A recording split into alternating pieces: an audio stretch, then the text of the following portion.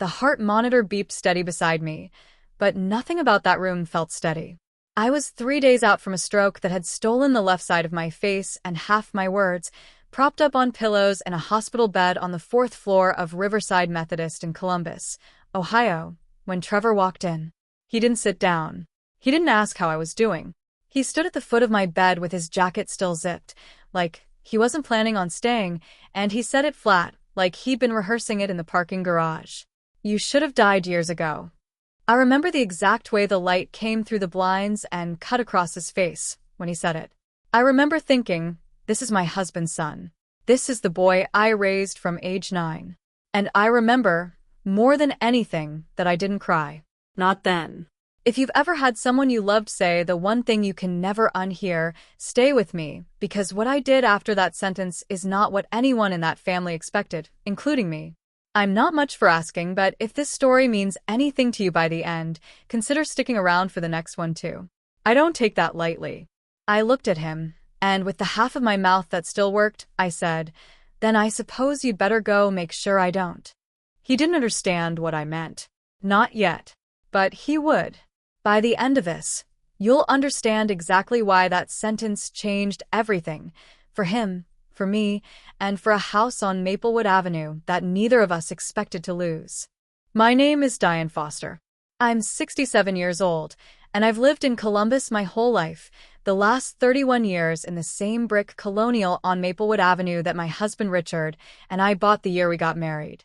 Richard had a son from his first marriage, Trevor, who was 9 when I met him and 11 when Richard and I said our vows in the backyard under a maple tree that's twice as tall now.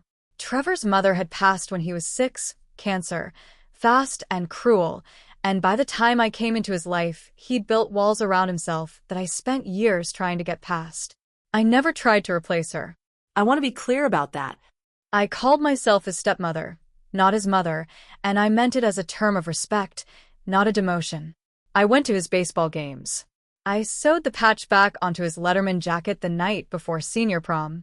I sat in the front row at his college graduation and cried like he was my own because by then, in every way that mattered to me, he was. Richard died 8 years ago. Heart attack, sudden, no warning, just gone one Tuesday morning while he was making coffee. Trevor was 26 then. We leaned on each other that first year. I thought we'd stay close. But somewhere in the years after, something shifted. Trevor got married to a woman named Ashley, moved 20 minutes away, and the visits got shorter. Then rarer. Then, mostly, they stopped altogether, except for the holidays where he'd show up for an hour, eat, and leave before dessert. I told myself it was just life, just a grown man building his own family. I didn't want to believe there was more to it. I was wrong. The stroke happened on a Wednesday morning while I was watering the ferns on my back porch.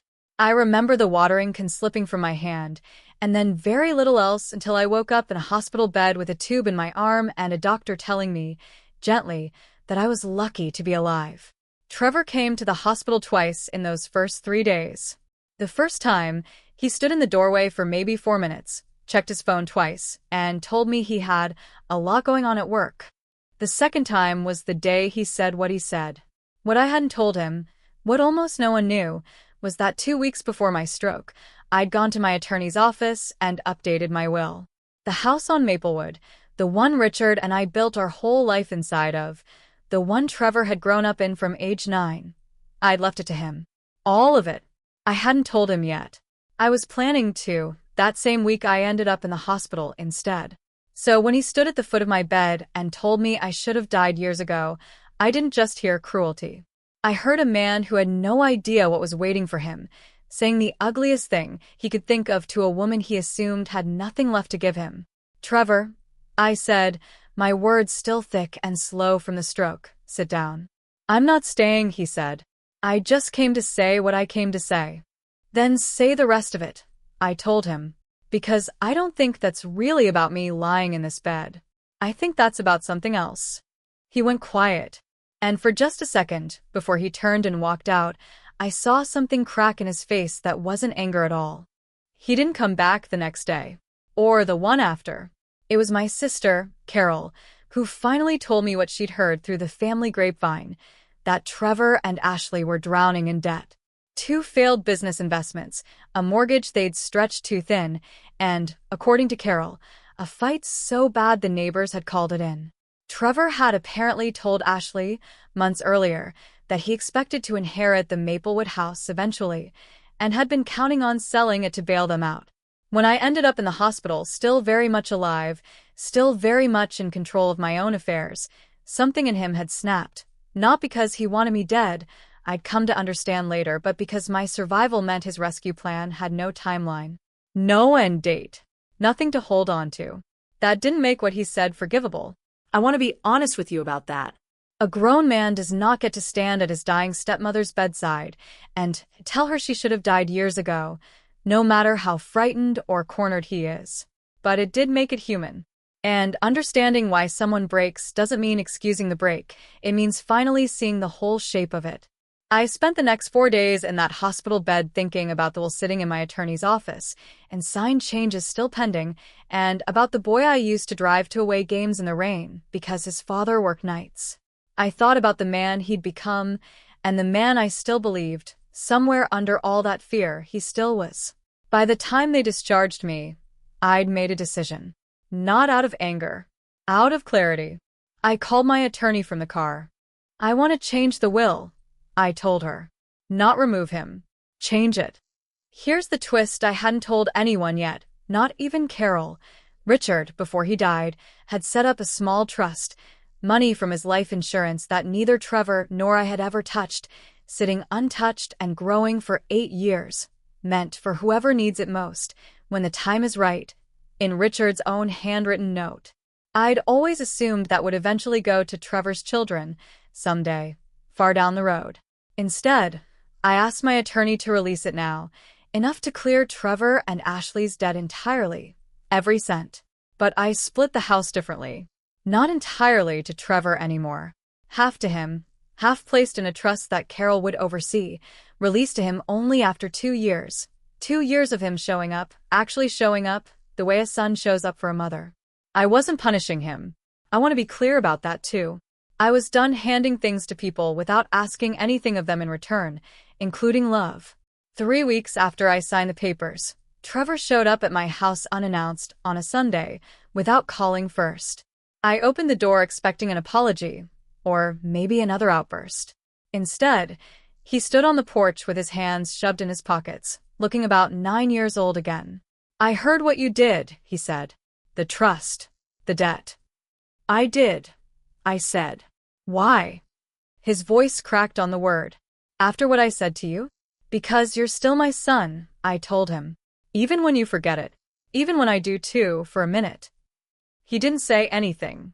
He just stood there and started to cry, right there on the porch, the way he hadn't let himself cry since he was 6 years old and lost his mother. I let him cry. I didn't rush him inside, didn't hand him a tissue, and change the subject the way families sometimes do when emotion gets too big for the room. I just stood in the doorway with my cane in one hand and let my stepson fall apart on the porch where he used to leave his bike as a boy. When he finally spoke again, it came out in pieces. I've been so scared, Diane. For years. Ashley and we made mistakes, bad ones, and I didn't know how to tell you without you seeing me the way I see myself. Like a failure. Like Dad's biggest disappointment. Your father, I said, would never have used that word about you. Not once. Not ever. Then why did I say what I said to you? In that hospital bed. His voice broke again. Who says that to someone lying in a bed like that? I thought about it for a long moment before I answered. Someone who's drowning, I said, and forgot how to ask for a hand instead of pushing everyone else's away. He nodded, wiping his face with the back of his sleeve, and for the first time in what felt like years, he looked at me, really looked, the way he used to when he was a boy asking me to check under the bed for monsters. I don't deserve the trust, he said. Not after that. No, I agreed honestly. But you don't earn family, Trevor. You just keep choosing it every day, even on the days it's hard. That's the only part that was ever up to you. If you've ever had to separate what someone did from who they still could be, tell me in the comments. I'd genuinely like to know how you got there, because I'm still learning. The 2 years that followed weren't a straight line. I want to be honest with you about that too, because neat, Tidy healing makes for a nice story, but it isn't usually the truth. There were Sundays Trevor didn't show up, and I sat at my kitchen table with two place settings and ate alone, disappointed but not surprised. There was a stretch in the second spring where Ashley and I had a hard, honest conversation over coffee about the years she'd watched her husband pull away from his family out of shame, and how she'd felt powerless to stop it. She apologized for things that weren't entirely hers to apologize for, and I told her so, gently, and we both cried a little in my kitchen that smelled like Richard's old coffee blend that I still buy out of habit. But there were good Sundays too, more of them as time went on. Trevor started coming by to fix things around the house, the gutter that had been sagging since Richard died, the porch step that creaked. He'd bring his and Ashley's daughter, my step-granddaughter, Nora, who was 4 and who called me Grandma D, without anyone ever teaching her to. One evening, fixing the porch light, Trevor turned to me and said, "I used to think loving this family meant being perfect at it. Dad made it look so easy." "Your father wasn't perfect," I told him. "He just never stopped trying, even when he failed." "That's the part you remember as easy." He was quiet a moment. "I want to keep trying too. Even when I'm scared I'll fail." "Then you already understand more than most people ever do," I said. That was the night I stopped counting the 2 years like a sentence and started thinking of them as something closer to a courtship, Trevor courting his way back into being family one Sunday at a time. By the time the 2 years were up, the trust released on schedule, but by then it had stopped feeling like the point of the story. Trevor didn't come to the lawyer's office to collect anything. He came to my house that morning with Nora on his hip and a box of the cinnamon rolls I used to make when he was a boy, the recipe I taught myself out of a Richard's own mother's handwritten card. "I'm not here for the paperwork," he said, setting the box on my counter. "I already have everything I actually needed." We sat in my kitchen that morning, the three of us, Nora smearing frosting across her cheeks, sunlight coming through the same window Richard used to read his newspaper by every morning of our marriage. It wasn't dramatic. It wasn't a movie ending. It was just quiet and warm, and mine again in a way I hadn't let myself hope for in that hospital bed 2 years earlier. Ashley and I have grown close too, in our own way. She calls me some Sundays just to talk, no occasion needed, and I've come to think of her less as my stepson's wife and more as another daughter I got, unexpectedly later in life than most. I still keep Richard's note about the trust in my nightstand drawer, for whoever needs it most, when the time is right. I think about how right he was, in ways he couldn't have known. Not about money, about timing, about people needing room to fall apart before they can be trusted to put themselves back together. Trevor, and I never talk about what he said in that hospital room. We don't need to. Some wounds don't require reopening to heal. They just require what came after to be true and steady enough to outweigh them. I think about that hospital bed often now, more than I expected to. Not with anger. That faded a long time ago, but with a strange kind of gratitude, which I know sounds impossible given how that day started. If Trevor had never said what he said, I don't know that I would have looked closely enough to see what was actually happening underneath his silence all those years.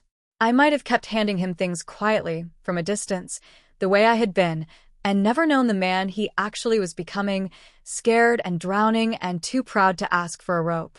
I've learned, at 69 now, that the cruelest things people say to us are sometimes not about us at all. That doesn't make them acceptable. It doesn't mean you owe anyone endless patience while they work through their own fear at your expense. But it means there's sometimes a door hiding behind the cruelty, if you're steady enough and safe enough to go looking for it. Not every story, like mine, ends this way. I know that. Some doors stay shut. Some people never find their way back, and the people waiting on the other side have every right to stop waiting. I don't say any of this to tell you that forgiveness is owed, or automatic, or easy. I say it because it was possible for me, this once, and because Trevor did the actual work of earning it back, Sunday by Sunday, year by year. If you've ever had to decide whether to hold a door open for someone who hurt you, I hope you'll tell me about it below. Not the ending, necessarily, just where you are in it right now. Some of us are still standing in that doorway, and it helps to know we're not standing there alone. Nora is 6 now. Last Sunday she asked me, out of nowhere, while we were pulling weeds in the garden Richard planted the year we married, why I don't have a regular family like her friends at school do. I told her the truth. I told her family isn't about who you started with. It's about who keeps showing up and who you keep choosing to let back in when they stumble. I told her about her daddy and how once a long time ago, he said something to me in a hospital room that broke my heart, and how, instead of closing a door, I decided to leave it open just a little to see who might walk back through it.